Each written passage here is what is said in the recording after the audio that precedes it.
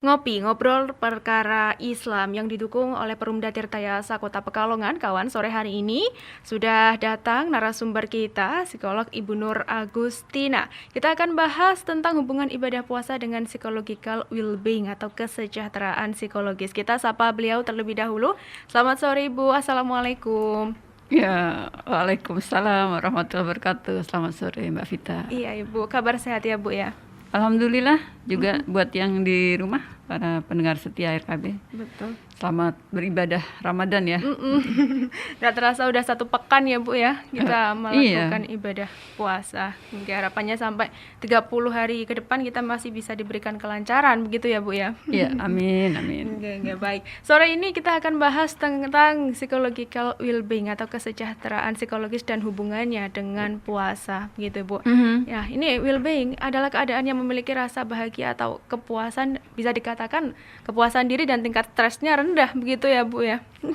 Mungkin ada informasi dari Bu Agustin terlebih dahulu sebelum kita masuk ke pembahasan well-being. Monggo Bu. Iya, setiap Ramadan datang kita memang biasa bicara ini ya. Kalau dari sisi psikologi kita bicara, sebetulnya puasa itu ada pengaruhnya nggak sih buat kesehatan mental seseorang gitu. Beberapa tahun kita sudah anggap pendengar setia RKB paham ya hubungannya dengan kesehatan mental puasa. Kita pernah kupas bagaimana pengaruh terhadap otak ya. Baik. Ya, otak ini akhirnya berpengaruh terhadap perilaku ya, cara pandang kita. Dan bagaimana itu bisa membuat kesehatan mental lebih baik ya. Nah, untuk tahun ini mungkin kita akan lebih kupas, sebenarnya ini masih tetap berhubungan ya. Jadi Baik. mungkin bahasa yang sering kita dengar itu psychological well-being atau kesejahteraan psikologi. Tadi Vita udah nyebutin bahwa definisi singkatnya sebetulnya kondisi ya, kondisi mental seseorang ya. Baik. Yang kita bilang biasanya sejahtera. Sejahtera itu apa sih? Sejahtera itu bahagia. Kemudian dia juga puas ya dengan kehidupan dia. Tidak menunjukkan gejala-gejala adanya gangguan seperti gangguan mental, seperti depresi misalnya yang paling kentara. Kemudian dia punya tujuan dalam hidupnya, ya. Dia punya dia bisa memaknai apa yang hidup yang dia jalani. Dia bisa menerima dirinya dan dia bisa mengembangkan potensi yang ada pada dirinya. Jadi purna, sebetulnya kondisi purna sejahtera psikologi gitu.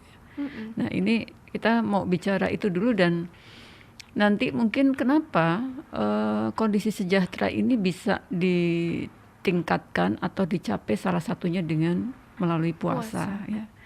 Jadi puasa bukan sekedar itu menjalankan perintah Tuhan, yang ini adalah salah satu ibadah yang sangat personal ya. Artinya Allah sudah berjanji bahwa Allah yang akan memberikan pahalanya langsung ya. Betul. Tapi di situ ada kenapa kok harus 30 hari gitu ya. Dan untuk apa sebetulnya ya, dengan aturan-aturan yang dibuat Allah sedemikian itu. Ini kita kemarin udah bicara bahwa pernah diteliti ya bahwa puasa pada orang-orang yang mengalami gangguan jiwa selama 30 hari itu ternyata punya efek penyembuhan yang signifikan gitu. Apalagi pada orang yang sehat gitu ya. Jadi ternyata itu akan mengurangi atau menurunkan beberapa gejala ya dari gangguan mental.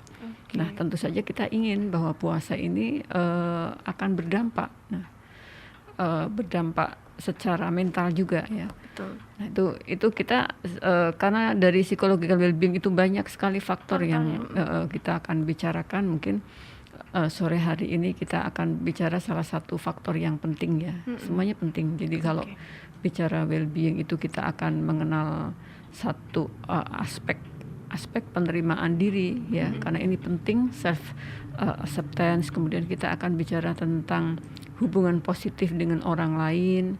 Kita akan bicara tentang otonomi ya, Baik. Kita akan bicara tentang penguasaan lingkungan, yang terakhir kita juga bicara tentang tujuan hidup, dan satunya pertumbuhan pribadi ya tadi. Nah, itu mungkin yang akan kita diskusikan, karena sejahtera secara psikologis memang dipengaruhi oleh beberapa faktor ya.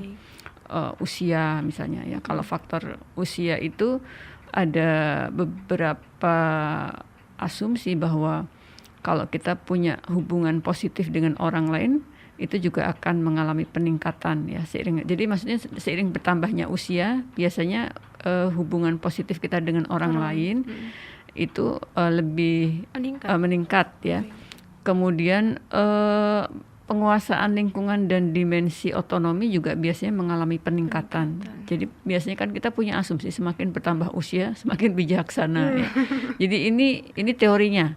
Jadi kalau pada kenyataannya kita bertambah usia tapi tidak bertambah lebih baik, itu agak sedikit melenceng dari teori ya. Kemudian tujuan hidup dan pertumbuhan pribadi juga itu memperlihatkan penurunan seiring bertambahnya usia. Ini teori ya. Jadi semakin kita bertambah usia, tujuan hidup dan pertumbuhan pribadi menurun, terutama ini disebabkan mungkin kondisi fisik juga, atau beberapa orang sudah tidak produktif dan sebagainya. Kemudian juga penelitian menunjukkan bahwa sebenarnya tidak ada perbedaan yang signifikan dalam dimensi penerimaan diri dengan bertambahnya usia. Artinya selama bertambahnya usia, kita sebenarnya masih mampu memelihara penerimaan diri yang baik. Selain faktor usia, ada jenis kelamin ya. Jadi kesejahteraan seseorang itu juga kalau dari sisi jenis kelamin itu ada beberapa teori yang menyatakan bahwa misalnya wanita itu punya skor tinggi dibandingkan pria pada dimensi hubungan yang positif dengan orang lain. Jadi kita mungkin ini juga bisa kita terima ya. Cewek-cewek biasanya punya banyak sahabat, banyak teman dekat ya dibandingkan laki-laki ya. Kemudian yang kedua, laki-laki punya otonomi justru yang lebih tinggi, kemandirian yang lebih tinggi dibandingkan perempuan. Iya, kalau kita lihat ya pasti ya. Terutama pada usia 35-54, tetapi setelah usia 54 justru wanita yang lebih otonomi. Makanya kita lihat biasanya para laki-laki yang sudah tidak produktif lagi atau usianya usia purna, itu justru sangat bergantung pada istrinya. Ya, iya. Jadi betul ya bahwa ternyata berdasarkan penelitian memang di awalnya perempuan itu bergantung, tapi ternyata setelah usia 54 justru terbalik. Laki-laki lebih tergantung. Kemudian selain itu status sosial ekonomi. Nah, di status sosial ekonomi ini berpengaruh pada kesejahteraan psikologi seseorang. Jadi beberapa penelitiannya, individu yang punya pendidikan lebih tinggi itu penghasilan dan juga jabatan yang lebih tinggi itu mempunyai kesejahteraan yang lebih tinggi, terutama untuk dimensi tujuan hidup dan perkembangan pribadi, itu baik laki atau perempuan. Jadi memang benar bahwa kondisi sosial ekonomi yang rendah itu bisa menyebabkan beberapa gangguan mental atau kondisi tidak sejahtera, karena memang berdasarkan penelitian bisa dilihat bahwa pendidikan, kemudian penghasilan dan jabatan itu ternyata berpengaruh. Iya. Kemudian yang ada penelitian lagi yang menunjukkan bahwa mereka yang menempati kelas sosial tinggi itu atau secara sosial ekonomi baik itu, dia punya perasaan yang positif terhadap diri sendiri. Jadi biasanya lebih menghargai diri sendiri dan masa lalu mereka. Jadi bisa menerima diri ya, serta lebih punya perasaan tentram dalam hidup dia dibandingkan mereka yang secara sosial ekonomi lebih rendah. Tentu saja itu kita bisa pahami ya, bagaimana tidak tentram kalau misalnya sudah punya rumah, penghasilan memadai, ada jabatan, ada penghargaan dari orang-orang di sekitar dia atas posisi seseorang misalnya seperti itu, dibandingkan yang sosial ekonomi rendah masih harus berkutat dengan upaya-upaya meningkatkan ekonomi. Kemudian budaya juga, jadi tadi ada usia, ada jenis kelamin, ada kelas sosial ekonomi dan budaya juga. Jadi penelitian ini diteliti pada masyarakat Korea. Ternyata responden di sana itu punya skor tinggi pada dimensi hubungan positif dengan orang lain. Jadi dalam berhubungan dengan orang lain mereka punya sudut pandang yang positif, penerimaan dengan orang lain baik, tapi skor rendahnya pada dimensi penerimaan diri. Makanya kita suka lihat beberapa kasus kayak ini kalau di Korea Selatan kita suka lihat budayanya bersifat kolektif dan saling ketergantungan. Makanya K-pop banyak ya, grup-grup gitu satu. Terus kemudian kalau ada masalah, ada tekanan, biasanya mereka cenderung bisa melakukan upaya suicide atau bunuh diri. Iya, betul. Ya, jadi ternyata faktor budaya berpengaruh terhadap kesejahteraan psikologi seseorang. Kemudian saat ada penelitian responden di Amerika, itu skor tertingginya kalau di Amerika, kita bisa bicara budaya di sana, itu di pertumbuhan pribadi ya. Okay. Jadi pada responden wanita pertumbuhan pribadinya bagus dan dimensi tujuan hidup untuk yang laki-laki. Kita bisa lihat ya banyak perempuan-perempuan di sana yang cukup punya banyak bisa mengoptimalkan potensi mereka. Dan yang pria terlihat sekali ya tujuan hidupnya. Skor rendahnya pada di dimensi otonomi baik pria maupun wanita. Jadi ternyata responden di Amerika waktu diteliti dimensi ketergantungan atau otonominya rendah baik pada laki atau perempuan. Nah di Indonesia ini belum ada penelitian yang khusus ya, mungkin memang perlu dilakukan, tapi beberapa catatan yang mungkin kita dapat gambaran di lapangan bahwa ya kalau bicara tentang tingkat dari penerimaan diri gitu, mungkin ini masih harus ya diteliti ya. Okay. Otonomi juga. Tapi kalau dilihat mungkin perempuan di sini lebih lebih mandiri ya. Tapi tadi penelitiannya juga seperti itu ya. Di awal-awal memang ada tingkat ketergantungan, tapi di usia kemudian yang terakhir dukungan sosial ya. Jadi dukungan sosial ini ada dukungan emosi, ada dukungan penghargaan, ada dukungan instrumental dan informasi. Maksudnya jadi perasaan empati, peduli dan perhatian itu kalau ada dukungan ini meningkatkan, ya kan? Jadi kalau lingkungan sekitar memberikan dukungan emosional seperti perasaan empati, kemudian tenggang rasa peduli orang lain, peduli sama kita lebih sejahtera. Itu akan meminimalkan saat kita dalam kondisi stres itu akan sangat membantu. Jadi suatu kondisi masyarakat yang memberikan dukungan emosional pada sesamanya itu akan meningkatkan kondisi sejahtera secara psikologis di masyarakat itu. Kemudian dukungan penghargaan itu sama ya. Jadi dalam sebuah lingkungan yang memberikan dorongan positif itu tentu saja akan meningkatkan kesejahteraan psikologi seseorang.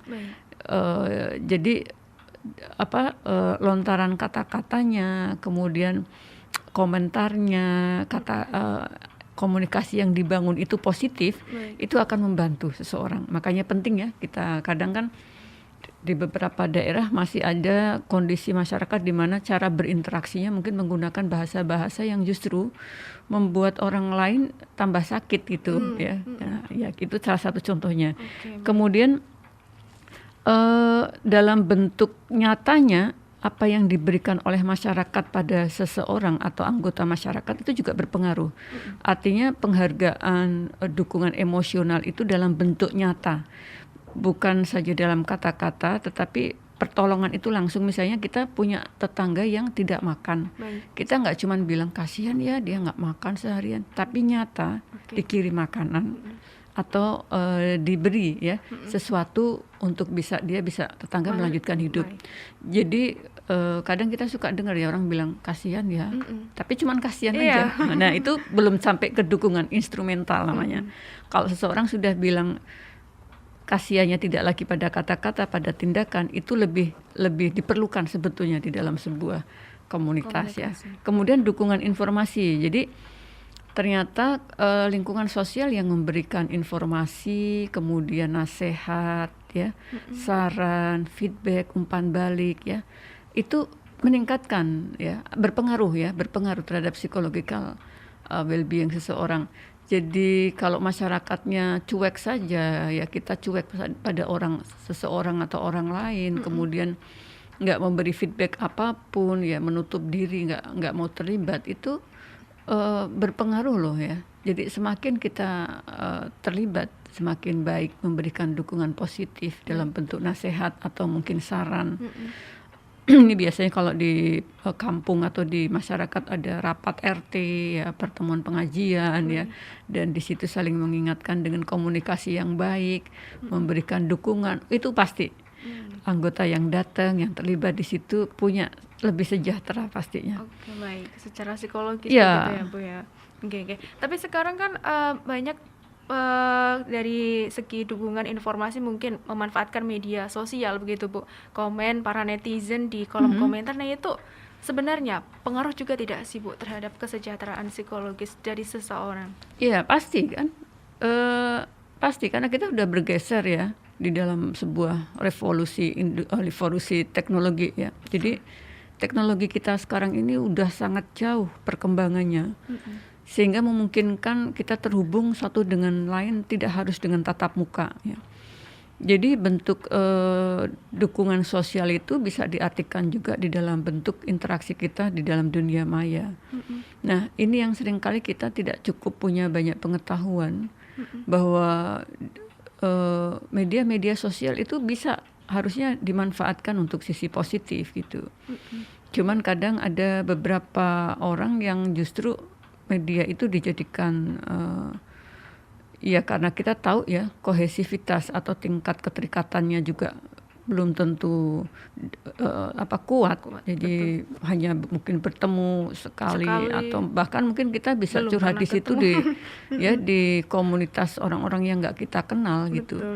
Jadi mungkin orang lain juga tidak tahu persis apa yang dibutuhkan. Itu pun kalau orang lain peduli. Nah, orang-orang bisa saja di situ ada yang justru dia mengalami gangguan. Gangguan itu kan secara mental punya spektrum yang luas. Misalnya dia senang untuk menyakiti orang lain dengan kata-kata yang dilontarkan. Dia senang untuk membuli. Jadi bisa saja terjadi cyberbullying, itu kan sudah sering kita dapetin. Artinya tetap berpengaruh, dan sejauh mana pengaruhnya, nah itu ya bijaksana kita dalam perlindungan akses penting gitu. Jadi misalnya ada beberapa penelitian yang menunjukkan bahwa remaja akan cenderung mengalami depresi kalau dia terlalu aktif menggunakan sosmed ya. Karena pada beberapa remaja kebutuhan untuk konformitas kelompoknya tinggi, jadi dukungan teman sebaya diperlukan. Nah, saat dia bertemu dengan orang-orang yang tidak memberikan dukungan, itu akan sangat menghancurkan potensi-potensi dia untuk membangun untuk berkembang. Jadi itu tetap menjadi penting ya. Maka mungkin pilih komunitas sosial media yang positif dan juga bijaksana dalam penggunaan sosial media. Menurut saya seperti itu. Oke, baik. Selepas tadi kita bahas tentang faktor yang mempengaruhi tentang kesejahteraan psikologis, nanti kita bahas tentang apa saja sih, Bu, hal-hal yang bisa kita lakukan untuk memperoleh hal itu. Kita jeda sebentar, Ibu, nanti kita lanjutkan kembali kebersamaan kita di program Ngopi. Masih Anda dengarkan kawan program Ngopi bersama dengan Ibu Nur Agustina. Kita masih bahas tentang psychological well-being atau kesejahteraan psikologis. Baru tadi kita bahas tentang faktor-faktornya, Ibu. Ternyata kawan-kawan sudah berinteraksi bersama kita. Ternyata banyak sekali yang sudah masuk. Kami coba sampaikan ya, Ibu. Oke. Kita mulai dari Mas Hari di Kradenan. Selamat sore Mbak Vita dan Ibu Agustin. Selamat sore, Mas Kenapa Hari. ya kalau kita lagi puasa, kita lebih ingin bersedekah dan ingin membantu orang lain, bahkan ikut merasakan kesedihan yang dirasakan, begitu Ibu. Tanggapannya gimana? Silakan. Waduh, luar biasa ya. Jarang-jarang ya, Bu ya.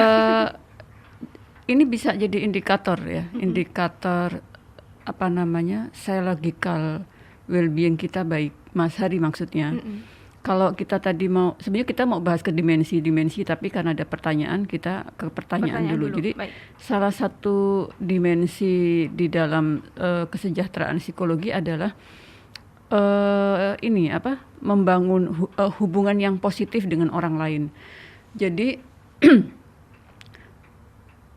kondisi kesejahteraan seseorang itu bisa diukur ya. Skornya itu bisa dilihat apakah tinggi, sedang, atau kurang, atau rendah. Nah, saat kita mengetahui bahwa diri kita itu ada dorongan senang memberi bantuan kepada orang lain, ya, itu salah satu tanda bahwa dimensi sejahtera kita, yaitu hubungan positif dengan orang lain, baik. Ya. Nah, kenapa kok di puasa itu lebih? ada satu hal mungkin yang Mas Hari menjadi semacam dorongan yang kuat adalah kepatuhan, ketundukan pada perintah Tuhan. Jadi kan kita sejak kecil didengerin nih ya, bahwa di puasa itu pahala akan berlipat, dan perbuatan-perbuatan baik, terutama sedekah ya, itu luar biasa menjadi catatan penting. Jadi ada bentuk kepedulian di situ yang tinggi terhadap sesama Muslim, bahkan orang lain yang membutuhkan dan kita bantu. Nah, apa yang sudah disampaikan oleh para ulama, ustadz, tokoh masyarakat, tokoh agama ini dari kecil yang kita dengar, itu kita internalisasi. Okay. Nah, pada Mas Hari mungkin internalisasi ini menjadi sistem nilai yang baik, sehingga sudah membentuk satu dimensi kesejahteraan psikologis yang bagus, yaitu hubungan dengan orang lain. Ada loh orang lain yang walaupun puasa ya biasa aja. Betul. Jadi kita bisa bilang bahwa itu tidak sama ya, tetapi karena sudah nilai-nilai yang kita dengar tentang puasa itu sudah terinternalisasi, dimasukkan ke dalam sistem nilai kita, maka kita akan punya dorongan bahwa di bulan puasa kita cenderung akan melakukan hal-hal yang positif lebih banyak. Ya, walaupun dengan segala upaya ya yang kuat. Nah, 30 hari itu memang satu periode di mana sebuah perilaku diharapkan akan terbentuk konsisten setelahnya gitu. Ya, jadi konsisten setelahnya. Karena kalau kita hanya sekali 2 kali itu akan belum menjadi sebuah karakter.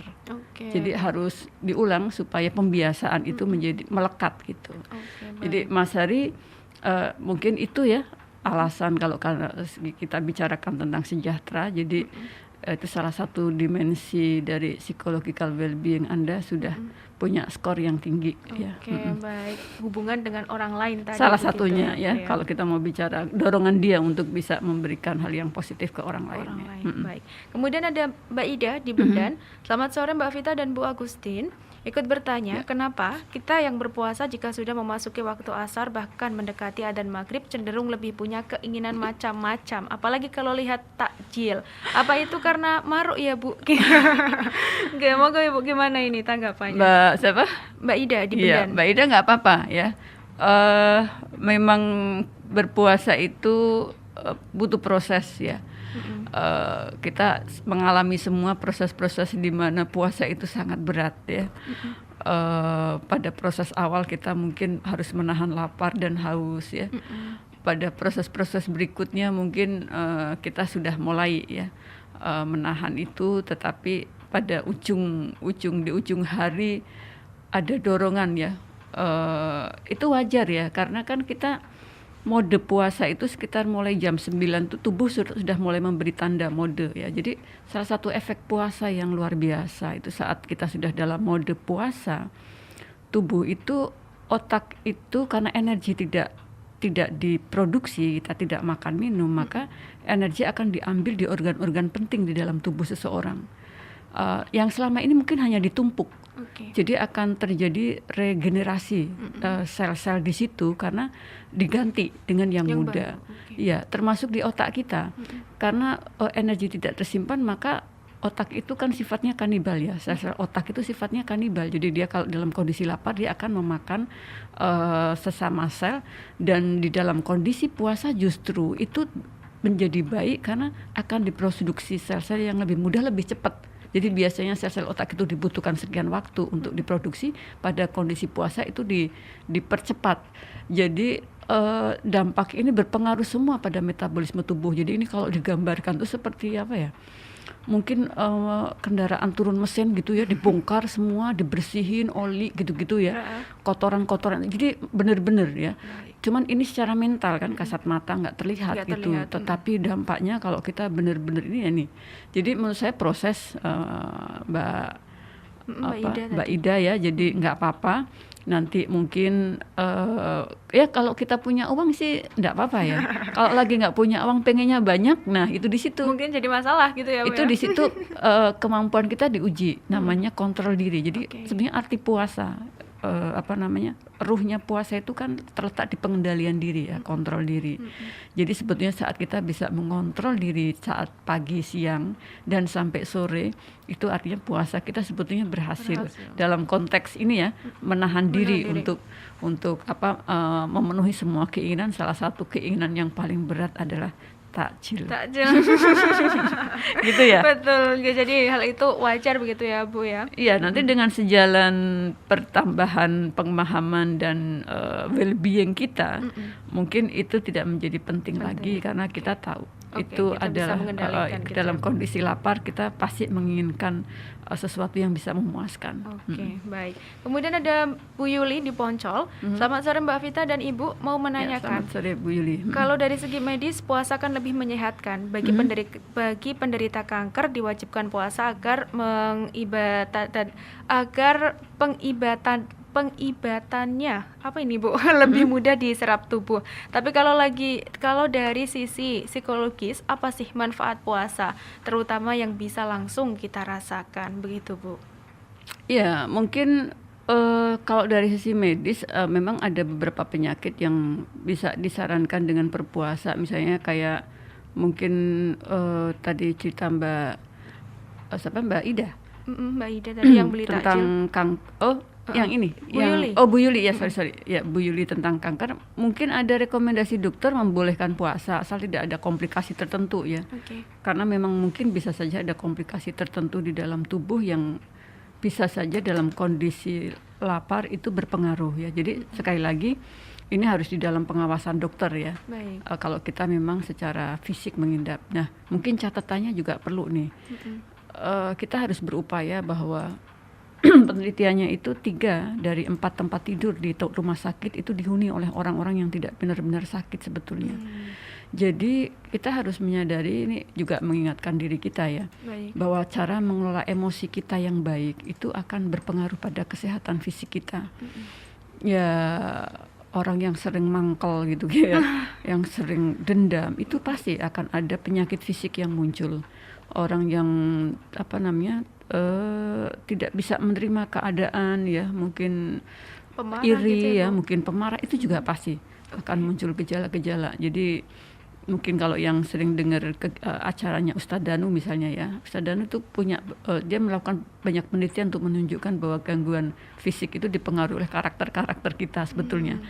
Nah itu penting ya. Nah kalau itu secara medis ya. Nah kalau dari sisi kesehatan mental itu tadi ya, ternyata inti dari puasa pengendalian diri sebetulnya. Nah, pengendalian diri atau kontrol diri di dalam kesehatan mental itu ternyata kunci ya. Jadi seseorang yang mampu mengontrol dirinya itu bisa dikatakan dia punya kesehatan mental yang baik.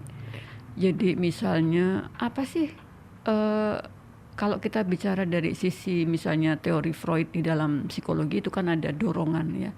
Dorongan id, kemudian ego dan super ego. Kita itu punya banyak keinginan dan ego kita cenderung ingin memenuhi semua keinginan itu. Tapi super ego lah atau moral kita yang kita miliki yang akan mengatur kita. Jadi sebetulnya ada fungsi kontrol terhadap seluruh aktivitas mental.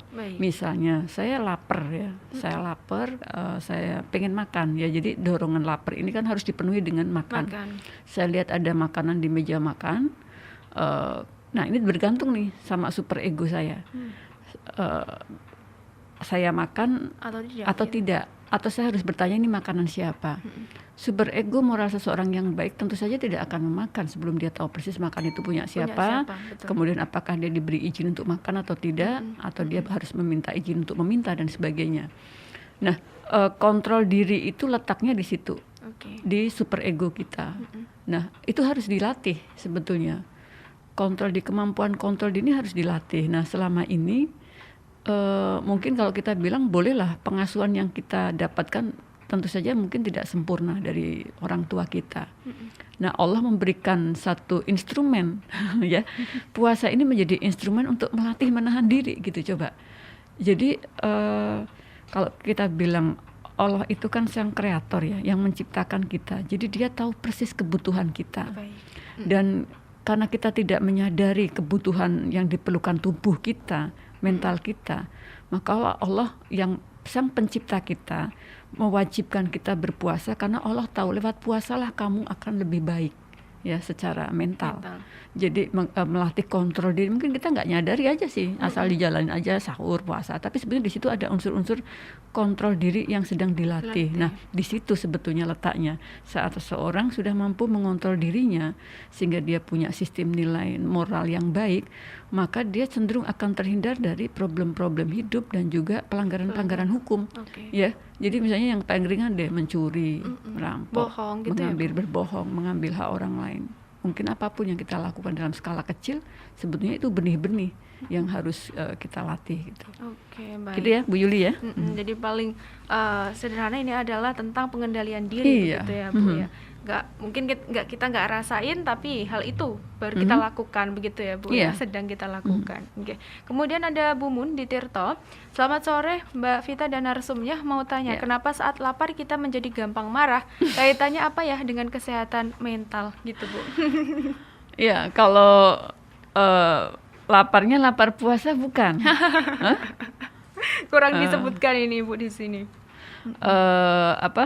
Karena kalau hubungan kita mau bicara kenapa pada saat lapar kita mudah marah,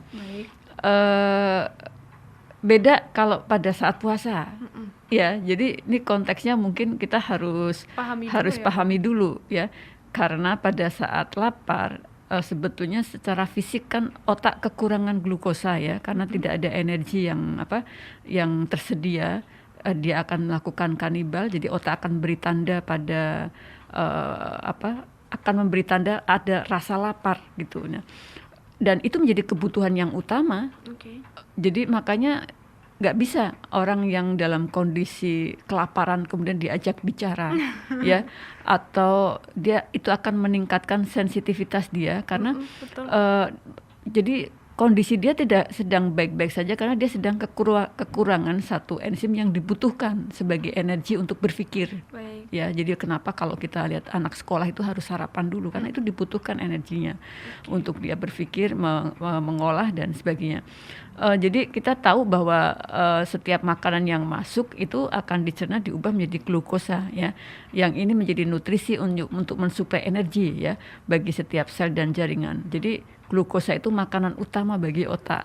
Nah, kalau itu nggak ada, ya otak kita akan terganggu. Nah, otak itu fungsinya kan banyak. Ada fungsi motorik, ada fungsi kognitif, afektif, dan fungsi luhur, ya, fungsi jiwa. Ya. Jadi itu sangat dipahami. Tetapi kalau puasa berbeda, ya. Jadi kalau puasa itu justru kita ada unsur pengendalian dirinya. Tidak boleh marah, ya. Kemudian dari pagi kita sudah niat untuk puasa itu berbeda. Jadi tubuh kita sudah di-on-kan untuk puasa, disiapkan secara mental itu berbeda. Jadi justru yang akan terjadi penurunan glukosa yang membuat aktivitas kita cenderung aktivitas mental itu cenderung bisa terkontrol justru. Ya, jadi pada saat puasa karena ada perubahan metabolisme tubuh, biasanya kita bicara ini kayak saya mungkin tidak terlalu menggebu-gebu. Ngobrol perkara Islam sore hari ini kembali hadir di ruang dengar Anda kawan. Masih bersama Bu Nur Agustin. Gimana Ibu? Iya, tadi tiba-tiba hilang.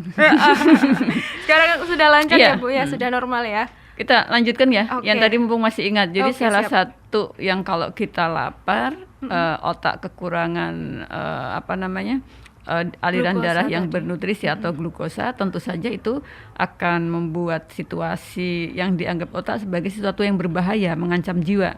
Jadi biasanya kita juga akan loading lebih lama, susah konsentrasi, ya, dan itu bisa membuat sejumlah keteledoran yang tidak kita inginkan, bahkan mungkin kata-kata yang kita ucapkan jadi berantakan dan mungkin tidak tepat gitu. Jadi secara physically itu penjelasannya. Baik. Jadi ada kekurangan glukosa tadi begitu ya Bu ya, dan itu yang mempengaruhi gitu. Kemudian ada Mbak Dian di Panjang. Selamat sore Mbak Vita dan Bu Agustin. Bagi kita yang ingin melatih anak untuk berpuasa, baiknya di usia berapa agar anak lebih bisa mengerti arti puasa sebelum masa balik? Monggo Bu. Biasanya pada anak-anak kalau kita ingat waktu kecil ya puasanya berapa jam gitu ya. ada yang menyatakan bahwa secara kesiapan anak usia PAUD umur 4 tahun ya, jadi itu usia-usia TK ya, taman kanak-kanak sudah bisa dilatih. Artinya berpuasa bagi anak-anak juga harus disesuaikan ya. Ada anak-anak yang cukup mampu bisa setengah hari gitu ya. Ada juga yang tapi umur-umur efektif biasanya usia SD sudah bisa langsung ya, bisa langsung sudah perkenalan seharian atau juga intinya sebetulnya di dalam proses pengenalan satu ibadah kepada anak-anak itu harus menyenangkan, tidak menimbulkan trauma, bahkan pemaksaan. Artinya kadang ada orang tua yang mungkin niatnya baik, niatnya baik, tapi dia tidak tahu ilmunya, sehingga mungkin anak usia balita dipaksa puasa penuh misalnya. Itu tidak boleh kita gampangkan ya, menggampangkan efeknya ya, karena proses pembelajaran anak-anak kan memang harus bertahap sesuai tahap perkembangan. Jadi bisa diajarkan mungkin ya ikut buka, ikut sahur ya waktu masih kecil, jadi dia tahu gitu ya. Kemudian nanti belajar membaca doa berpuasa, niat berpuasa gitu ya. Jadi prosesnya sama sebetulnya dengan proses pengenalan nilai-nilai baik yang lain. Jadi harus bertahap, ada keteladanan. Ya. Baik. Setiap anak ini ada potensi beda-beda tidak Bu? Misalkan si A 4 tahun dia sudah mulai berpuasa, tapi si B 4 tahun belum bisa, begitu ada kemungkinan demikian? Iya pasti dong. Kan sebetulnya proses pembelajaran itu yang sifatnya keteladanan dan pembiasaan kan bergantung juga pada orang tua atau orang dewasa yang mengajarkan itu. Jadi nggak mungkin juga dong anak dilatih puasa, orang tuanya nggak puasa. Ya kan? Jadi semua proses itu sebetulnya anak memodel ya. Kalau ada anak yang mungkin saya cenderung mungkin kurang setuju kalau misalnya diiming-imingi ya. Hadiah karena gitu tidak ya, selalu orang tua dalam kondisi punya yang bisa memberikan ya. Apresiasi itu bisa dalam bentuk pujian, penghargaan ya. Banyak bentuknya sebetulnya. Karena jangan sampai dengan hadiah-hadiah dalam bentuk finansial atau materi, tetapi kita lupa menyentuh bagian kesadaran dia bahwa itu adalah bagian dari ibadah dan ada proses-proses yang sedang dijalani gitu. Ya. Baik begitu. Kemudian ada Pak Tasurun Ibu di Podosuke. Ya. Selamat sore RKB. Di acara ngopi, saya ingin menyampaikan hal tentang masalah usia. Saya berusia 62 tahun, tapi terasa bahagia karena pelayanan istri lebih pada saya, lebih setia daripada berumah tangga saat muda begitu. Hal itu kenapa ya Bu? Sebabnya apa begitu? Pak Tasurun bersyukur ya Pak. Punya istri yang luar biasa. Saya kira juga bukan cuma istri saja, tapi bagaimana Anda berdua berinteraksi sehingga memberikan kepuasan satu sama lain. Karena banyak loh pasangan-pasangan yang tidak mudah untuk memelihara cinta ya. Jadi kalau teori cinta itu kan sebetulnya kalau bicara itu ada kedekatan, ada keintiman dan ada komitmen ya. Jadi tidak mudah itu memelihara ketiga hal itu. Kalau satu sama lain bisa belajar untuk memelihara dengan cara menghargai ya, membina hubungan yang baik, itu saya kira kepuasan dalam perkawinan bisa dicapai. Ya, misalnya saja kasus kalau misalnya sudah 60 kan mungkin sudah purna ya Pak ya, sudah nggak kerja gitu ya. Tidak semua perempuan bisa menerima loh saat suaminya tidak bekerja atau harus beralih fungsi istrinya yang bekerja. Yang sebetulnya perubahan fungsi itu bisa disepakati. Kalau seandainya istrinya ternyata masih bekerja, ya suaminya membantu atau apa. Jadi sebetulnya sangat luar biasa saat sebuah keluarga suami istri bisa menerima di saat mereka dalam kondisi tidak prima lagi gitu ya, atau di saat kondisi misalnya sudah purna tugas dan sebagainya. Tapi tadi berdasarkan penelitian di dalam kesejahteraan psikologi kan memang benar ya, bahwa saat usia sudah di atas 54 itu justru laki-laki memang cenderung bergantung kepada pasangannya atau istri. Nah kebetulan istrinya Pak Tohirun ya, Pak Tasurun. Pak Tasurun itu baik ya. Jadi bisa imbang gitu, dan mungkin karena Pak Tasirun juga mampu memberikan keseimbangan ya. Saya kira itu satu kombinasi karakter yang mungkin cocok dari kalian berdua, sehingga semoga bukan cuma Pak Tasirun yang merasakan kesejahteraan itu, tapi istri juga ya, Merasakan istri itu. juga ya. Jadi penting sekali ada keseimbangan di situ. Kalau tidak ada, mungkin pihak lain merasa sejahtera karena dilayani di ini, tapi pihak istri mungkin saja merasa kok aku ya, kok aku terus ya gitu. Nah, semoga itu tidak terjadi, karena sebetulnya keseimbangan itu juga bisa diupayakan. Oke. Gitu ya Bapak ya. Selamat ya. Jadi peran keduanya ini penting ya Bu ya. Iya, penting sekali. Oke. Kemudian ada Pak Holidin di Keradenan. Assalamualaikum. Waalaikumsalam Tujuan untuk warahmatullahi meningkatkan wabarakatuh. takwa, apakah selaras dengan kepuasan mental begitu Ibu? Tujuan Meningkatkan takwa. meningkatkan takwa. Apakah selaras dengan kepuasan mental begitu? Oh iya, sangat selaras ya. Jadi kalau kita bicara tentang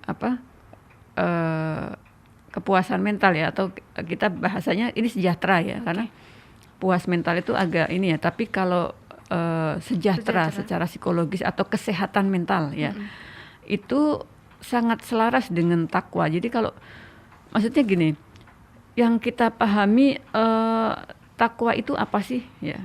Ini kan sebetulnya istilah yang dipakai ya untuk menunjukkan satu kondisi kepercayaan, keyakinan kita kepada Sang Pencipta, betul. ya kan? Nah, seseorang yang tunduk atau meyakini pada sesuatu yang menciptakan dia dan percaya bahwa dunia ini sudah diatur, tidak ada yang kebetulan, tidak akan ada yang sia-sia diciptakan, maka dia tidak akan khawatir terhadap apa yang akan terjadi. Bener nggak? Betul. Ya, jadi kalau saya yakin bahwa saya lahir itu adalah ketentuan, adalah diperhitungkan, bukan kebetulan, adalah spesial, dan Allah akan menjamin semua yang saya butuhkan, dan bahkan Allah sudah menjamin saya bahagianya akan seperti apa. Ya, bahkan Allah akan selalu memberikan yang terbaik. Baik. Walaupun itu dalam bentuk yang kita tidak sukai kadang. Nah, kepercayaan ini akan menumbuhkan perasaan lega, perasaan percaya, tidak cemas, dan perasaan positif dalam menjalani hidup. Betul enggak? Betul. Ya. Betul. Jadi kita nggak akan khawatir apakah hari ini kita akan makan atau tidak misalnya. Ya percaya aja sama Allah. Nah, tingkat ketakwaan itu sebetulnya berpengaruh terhadap kesehatan mental. Jadi ada orang yang ya mau makan apa hari ini, nggak ada apa-apa yang dimakan, nggak ada kerja, nggak ada apa-apa. Tapi bagi orang lain sudah jalani aja yang positif. Betul. Percaya Allah pasti kasih rezeki dari manapun yang kita nggak duga. Nah, tingkat ketakwaan, kepercayaan terhadap rencana Allah ini setiap orang kan nggak sama. Betul. Nah, makanya kita bilang bahwa tadi kalau siapa? Ini Pak Holidin. Pak Holidin mengatakan apakah berhubungan? Ya, pasti berhubungan, Pak. Sangat berhubungan. Jadi coba mulai sekarang bersama-sama kita tingkatkan keyakinan kita bahwa rencana Allah itu sangat presisi. Baik. Supaya apa? Supaya kita bisa positif menjalani hidup itu. Kita akan banyak bersyukur. Jadi ciri orang bersyukur itu kan tidak mengeluh. Nah, kalau kita bertemu orang atau kita sendiri suka mengeluh, berarti ada hal-hal yang kita nggak percaya bahwa Allah itu sudah atur gitu loh. Dan bahkan mungkin bagi beberapa orang malu mengeluh misalnya saat berdoa. Karena sebetulnya Allah sudah tahu, tapi walaupun kalau menurut Cak Nur misalnya ya Allah senang aja dengar kita ngeluh ya. Tapi kita akan selalu puas dengan apa yang kita dapatkan. Ini proses ya, proses saya, Anda kan juga sedang berproses semua. Tapi bagi beberapa orang yang sudah melampaui fase itu, tidak ada lagi kekhawatiran terhadap apapun, bahkan kehilangan ya, bahkan sakit yang seharusnya dirasakan ya, yang disebabkan oleh cara orang lain memperlakukan atau apapun, itu menjadi sama rasanya. Ya gitu ya. Jadi Pak Halidin, semangat terus, kita bersama-sama ya, belajar untuk meningkatkan kesehatan mental dengan cara meningkatkan ketakwaan atau keyakinan kita kepada Allah. Oh, baik. Satu atensi terakhir Ibu dari Mbak Alia di Kedunguni. Assalamualaikum. Biasanya di bulan Ramadan orang lebih memilih memenahan emosi dan menjaga sikap. Apakah itu berpengaruh dengan psikologi seseorang? Oh iya. Nah itu harapannya setelah puasa juga harus ya. Karena ini sebetulnya proses latihannya kan 30 hari. Betul. Tapi kan kita 30 hari itu kayak ada perjanjian dengan Tuhan, bahwa dengan Allah, bahwa ini loh, kalau puasa kamu nggak boleh marah. Kalau puasa kamu harus ini. Sabar, semua ada. Semua ada dalam rumah namanya puasa. Ya, menahan diri ya. Nah, setelah selesai puasa, idealnya sebetulnya 30 hari ini, latihan ini sudah menjadi terinternalisasi jadi sistem nilai sebetulnya harusnya. Jadi harusnya tetap berjalan terus. Ya, harusnya kalau puasa kita berhasil, harusnya latihan itu akan berdampak. Maka sebetulnya kalau para ulama mengatakan puasa itu, setiap ibadah itu akan berdampak kan pada perilaku. Jadi kita mungkin juga harus introspeksi diri.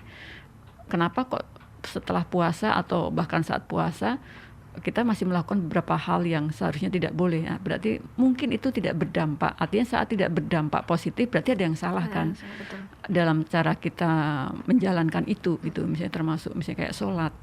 Orang sholat tapi kok kenapa ngomongnya nyengit gitu kan. Atau apa gitu ya. Berarti ada sesuatu, sholatnya belum terinternalisasi menjadi sistem nilainya. Jadi bahasa terinternalisasi itu nilai-nilai baik itu masuk ke dalam tubuh kita ya. Belum yang dari agama gitu, masuk kemudian itu menjadi sistem kita, menjadi cara pandang kita, menjadi cara kita berpikir, berperilaku, ya, bertindak gitu. Mungkin hanya sebatas melakukan. Iya, gitu jadi ritual ya. Jadi ritual aja tapi tidak berpengaruh di dalam, tidak jadi sistem nilai, nggak jadi modal kita untuk mengaktualisasikan itu semua. Baik. Matur nuwun Ibu untuk informasinya, kawan-kawan juga. Terima kasih, ternyata banyak sekali ya Ibu yang. Iya, nanti kalau ada yang masih belum, kita kayaknya sudah waktu udah habis kan. Udah sebentar lagi harus di meja makan. Iya, mungkin terakhir Ibu ada yang mau disampaikan ke pendengar kita, silakan. Ya, semoga kita semua bisa jalanin ini dengan baik. Ibadah Ramadan tahun ini ya, selalu kita rindukan. Jadi akan sangat sedih di ujung Ramadan biasanya. Betul. Jadi ini proses latihan ini mungkin kita saling mengingatkan, kita tingkatkan ketakwaan kita, ya, kita jaga pengendalian diri kita. Kita tahu Indonesia tidak sedang baik-baik saja. Betul. Jadi mulai dari diri kita sendiri untuk mengubah banyak hal yang negatif menjadi positif, ya, memperbaiki semua hal sehingga kita bisa berinteraksi satu dengan lain dengan sikap yang positif, karena itu diperlukan di zaman yang serba otomatis dan digital. Kita harus belajar menerima diri kita atas ketidaksempurnaan dan juga ketidaksempurnaan orang lain. Dan kita harus berdamai dengan kondisi yang mungkin tidak bersahabat di saat-saat seperti sekarang. Baik. Jadi percaya bahwa tidak ada yang kebetulan. Alam semesta akan mendukung apa yang kita rencanakan, tentu saja dengan seizin Tuhan. Jadi selamat beraktivitas dan tetap semangat. Baik. Matur nuwun Ibu Agustin untuk informasinya di sore hari ini. Sabtu depan kita lanjutkan kembali ya Bu ya. Terima kasih. Assalamualaikum warahmatullahi wabarakatuh. Waalaikumsalam warahmatullahi wabarakatuh. Kawan, baru saja kita dengarkan informasi bersama dengan Ibu Nur Agustina tentang kesejahteraan psikologis. Baru tadi kita bahas tentang faktornya ya. Sabtu depan semoga kita bisa bahas untuk dimensi dan lain sebagainya.